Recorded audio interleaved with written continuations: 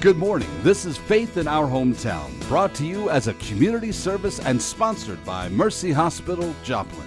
And now, here is your host, Father Jay Friedel.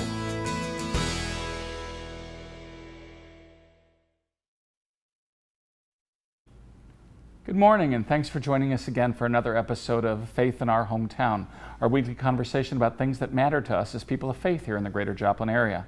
I hope you're having a wonderful, glorious summer morning, regardless of what the weather's doing. But I hope life in your home is good this morning, and so thanks for inviting us into it. My guest this morning is going to be Gordon Clymer. Gordon is a retired minister of the Christian Church, so thanks for joining us, Gordon. One of the things we're going to be talking about this morning is, what do ministers do in retirement? What is that all about? Can you really retire from ministry, and what are the challenges of doing those things?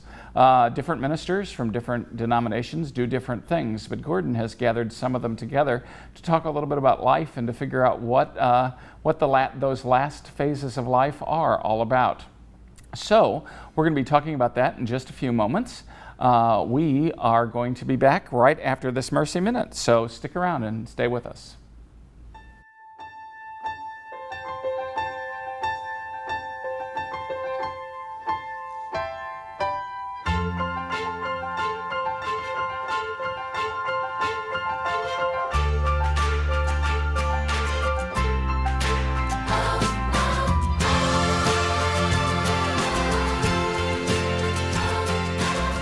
Find out how a Mercy doctor can take care of you. At Mercy, your life is our life's work.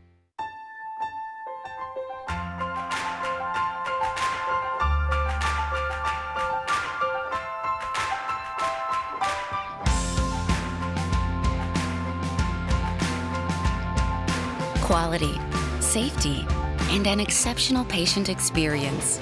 Mercy is grateful to be recognized as one of the top 15 health systems in the United States. At Mercy, your life is our life's work. Again, thanks for joining us this morning. My guest is Gordon Clymer. Gordon's a retired minister of the Christian Church. And so, Gordon, why don't you tell our listeners a little bit about yourself? I am a graduate of Ozark Christian College in the 50s. I spent 10 years in a located ministry, and then came back here and spent 28 years on the faculty of Ozark Christian College. Okay. I left there and went to Good News Productions International for 6 years, where I developed the Internet Distance Learning program, and I went back to Ozark for 10 years then to direct this consortium for distance learning. Cool. I retired at 75.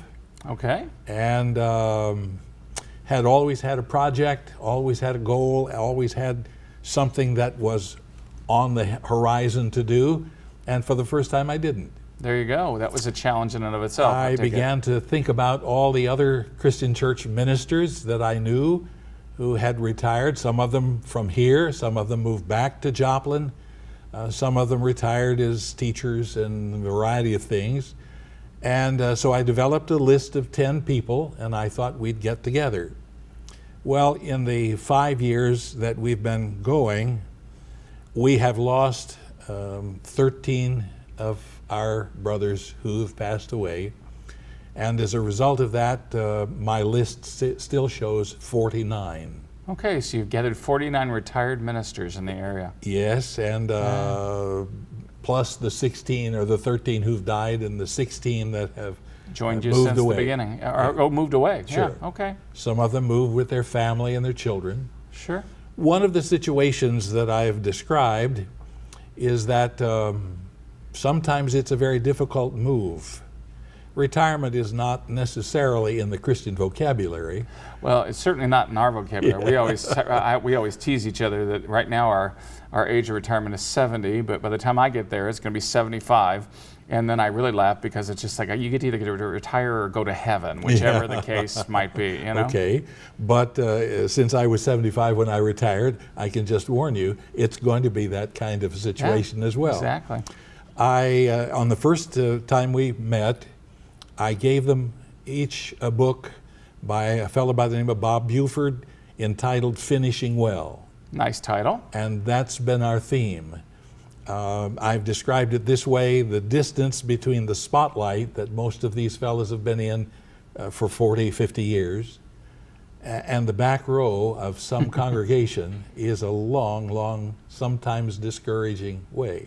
Yeah, and I think that that's also going to depend upon the temperament of the man, or the woman, whichever the case might be, and depending on how well they adjust to those things, which I think sometimes is personality.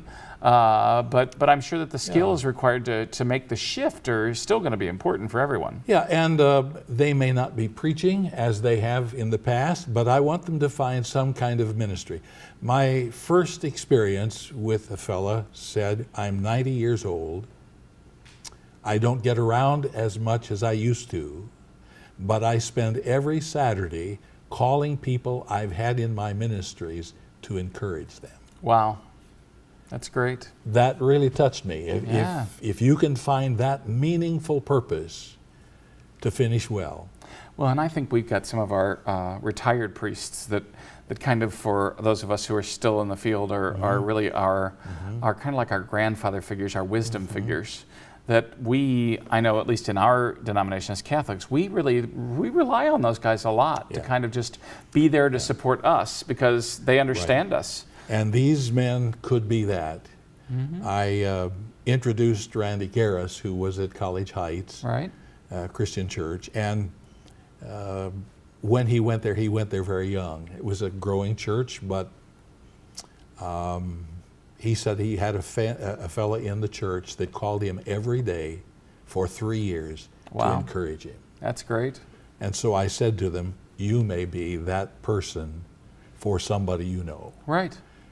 And I think it's interesting because Randy, of course, has now stepped into training and mentoring the younger ministers at Ozark, which I think is a wonderful thing. Right. But again, it's now for other folks who've shifted. I mean, there's a way to mentor in different phases of your life. Right. And that encourager is certainly one of those things that I know that our retired guys do, that it sounds like some of yours have found real purpose in doing that. Yeah, and lots of these fellows that are graduating from Ozark these days have not enough practical experience. Theological training, biblical training, they have, but not a lot of practical experience in leadership in the church. Right. And so these men can have that kind of mentoring relationship to them. Right.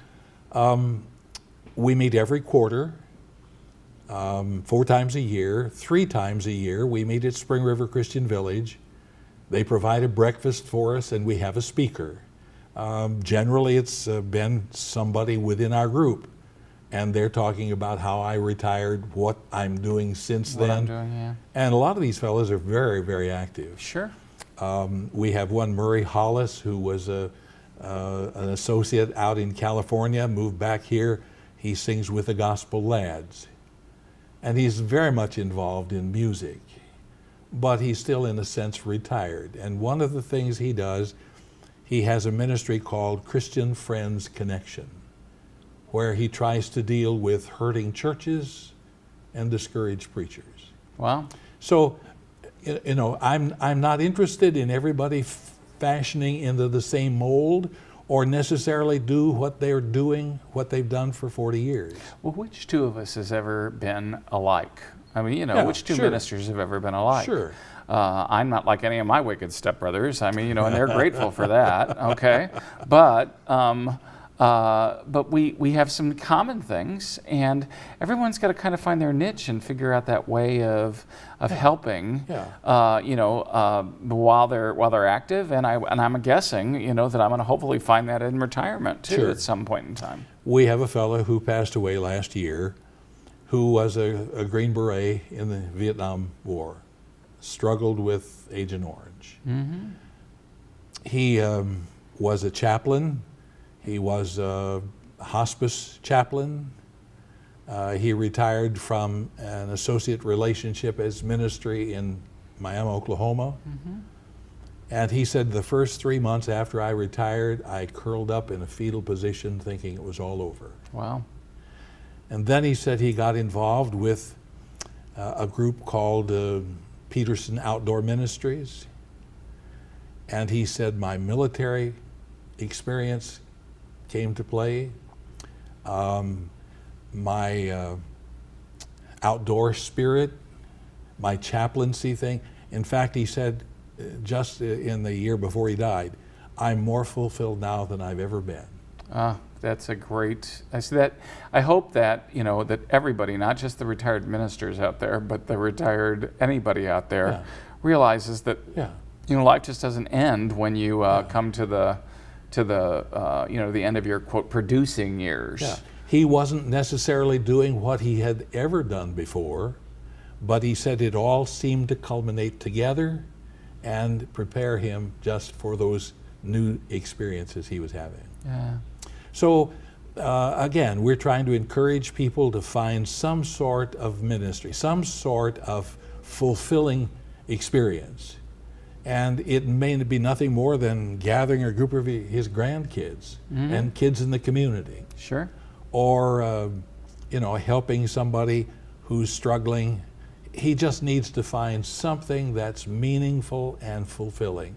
And that's why our theme is, finishing well. Yeah. So you've got this group of 49. And so what do you, like say for example, so you get together quarterly. What do you talk about? Well, I usually have a speaker that talks about his experience in finishing well. And Randy Garris spoke to our banquet last week about the things that he had experienced in finishing well. And he gave several examples of people that he knew who at the end of life said, I just didn't do enough. I wish I'd have done more. And he talked about how that may be where these fellas are, in that kind of, did I really do anything?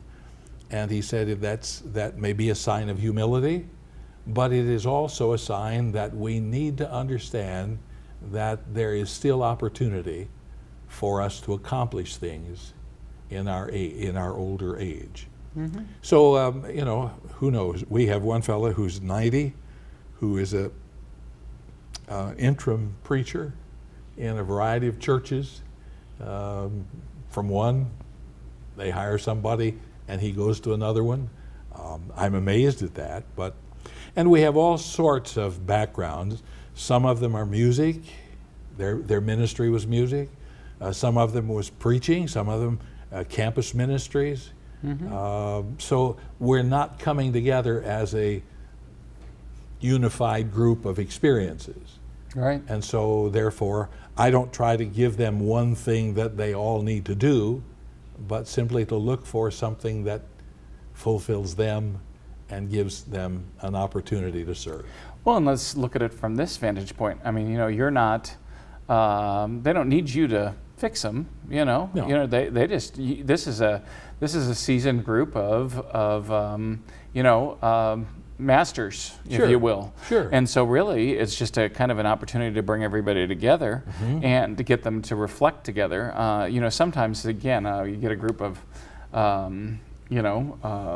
experts together, and sometimes what they really need is just to listen to each other so that they can begin to figure it out a little bit more at a different phase in life. Okay. Yeah. Part of our experience is that they have a chance to fellowship with each other and realize, hey, I'm not the only one that's going through this, or I'm not the only one who may have felt this at some point. Okay. So in the process, the fellowship is probably as valuable as any speaker produces. All right. Well, we're going to be right back after a short break. Stick around and don't go away. You're watching Faith in Our Hometown on KSN TV, brought to you as a community service and sponsored by Mercy Hospital, Joplin.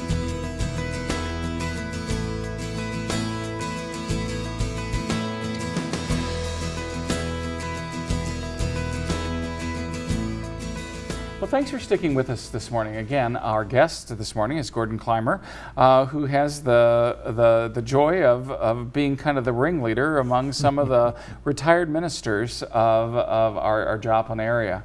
Gordon, right before the break, we were talking a little bit about the fact that this is, you've got a whole group of people with so many different types of expertise, and part of the pleasure of this whole thing is that you're not being called upon to fix anything, but you're opening up the space where all these these men with all these experience. Are there any women in this group? Wives. Wives, okay, Yeah. which basically were the power behind the thrones in most of those places anyway. But in that context, for these folks that are in this, not so much in the quote the production phase of their life, but in that phase afterward, to open up a space where they can converse about some of those things. What do you think are some of the major issues for some of the guys and their wives in your group? Well, obviously, health is an issue. You know, some of them are having difficulties with health problems and all of that. And it is an encouragement to find out somebody's there who understands. I've been through that, or I have that experience, or whatever. It is interesting that I tell them everybody needs a ministry, and you're mine. There you go. See? So you've taken on the retired guys kind of as your ministry. Yeah. It's a project for me. I write them a letter every time we meet. I call them to remind them of our meeting. I set the schedule. I do all those kinds of things. But in the end, it's what they do with and for themselves, for each other, that's really significant. Yeah. So, Do most of them have the opportunity to continue to, I mean, do any of them feel like they're being blocked from what they'd like to do at this point in their lives?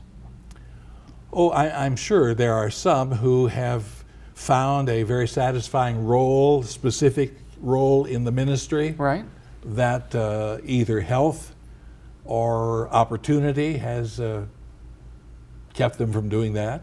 Yeah. You know, and so I'm just interested in them finding something else, maybe that dovetails with what they've done, maybe is totally different. Yeah. And so I'm just helping to encourage. My role is an encourager and an inspirer. Yeah. And so I schedule people who I think will inspire them and give them some kind of opportunity to pursue something.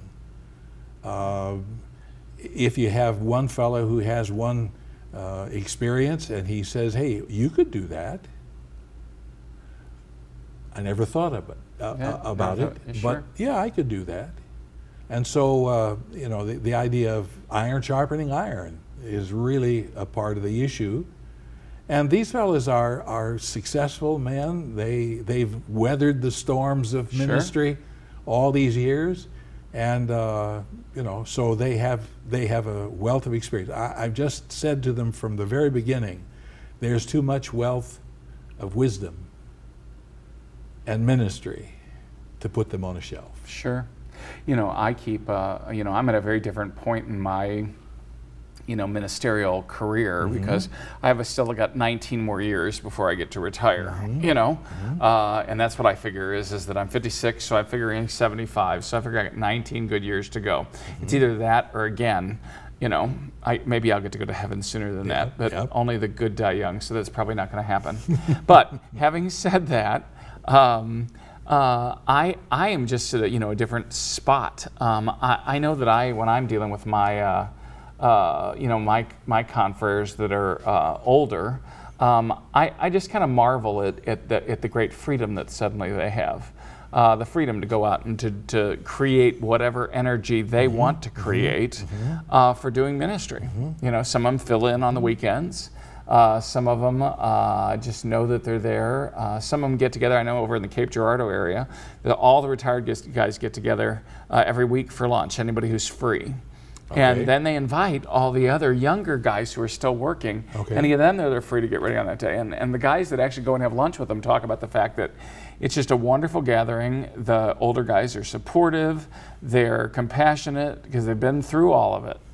And so again, it's just it's a way that, you know, how do you keep giving even though you're not necessarily in those prime years where you're expected to churn it out quite the same way?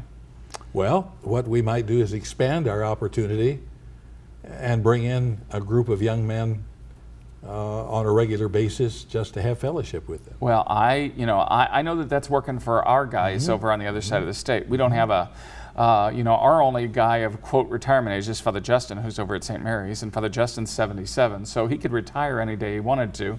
I just think sometimes he worries about what he's going to do if he does retire. Yeah, I didn't want to retire. Yeah.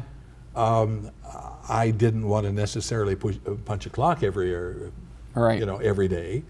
I didn't want to have a rigid schedule that I had to follow. But by the same token, if you've been in ministry for most of your life, you want to find something that's meaningful to somebody, right, and fulfilling to yourself. Yeah, and I think that that's an important thing. Before the show, we were talking a little bit about you'd run across some statistics for jobs that are misunderstood or in the danger zone, I think is how you referred to it. Yeah, the article just says something about risky professions. And are we one of those risky professions? Well, they listed 5: fishermen, firefighters, airplane pilots, police officers, and loggers. Okay. And the question was, should ministerial leaders be included in that?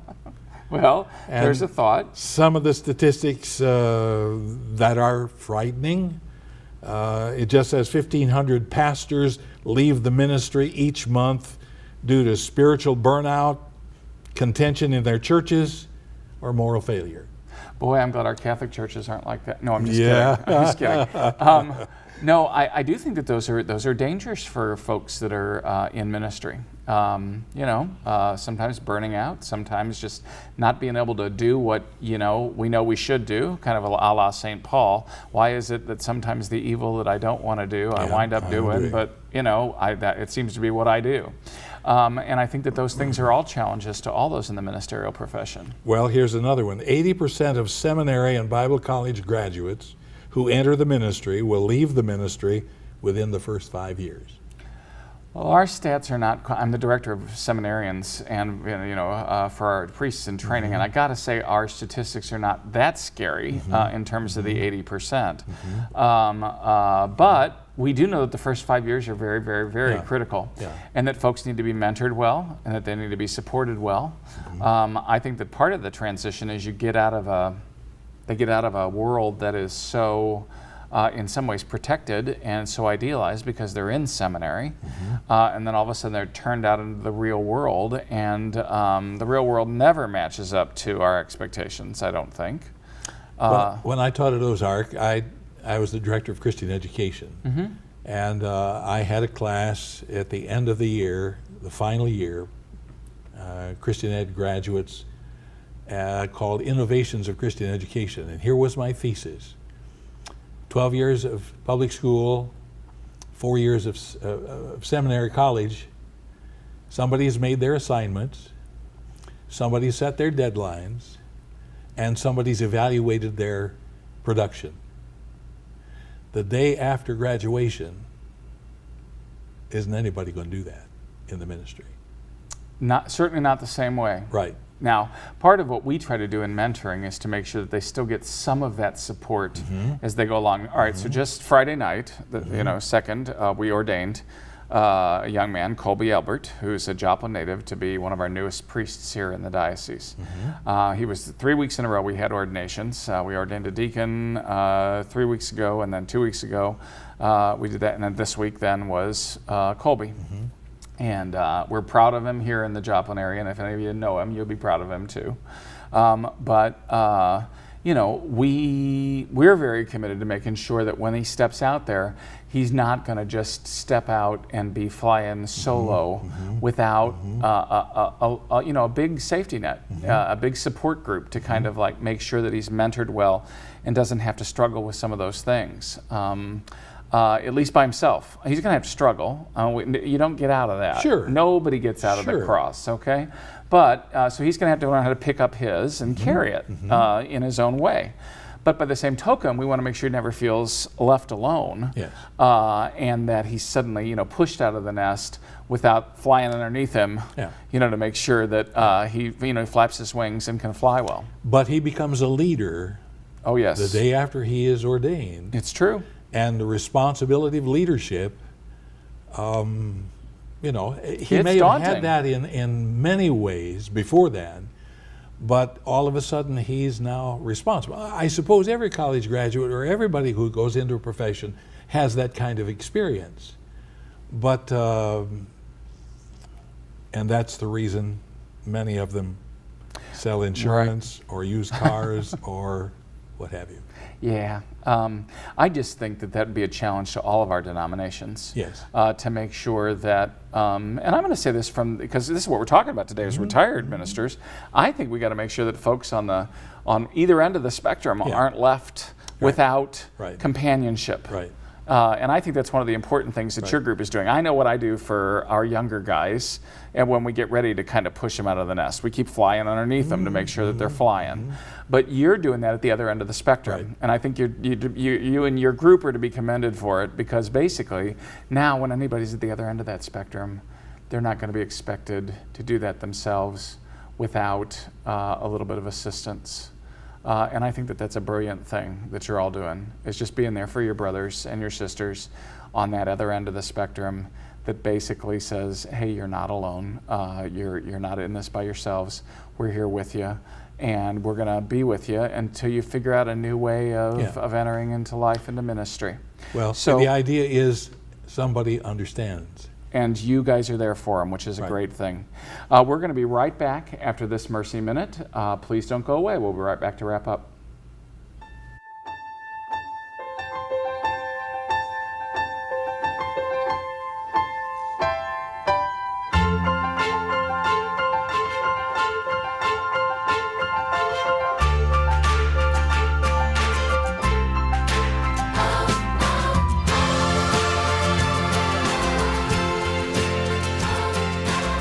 Find out how a Mercy doctor can take care of you.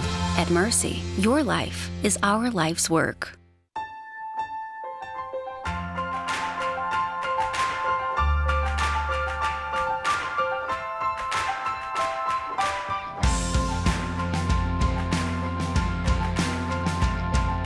Quality, safety, and an exceptional patient experience. Mercy is grateful to be recognized as one of the top 15 health systems in the United States. At Mercy, your life is our life's work.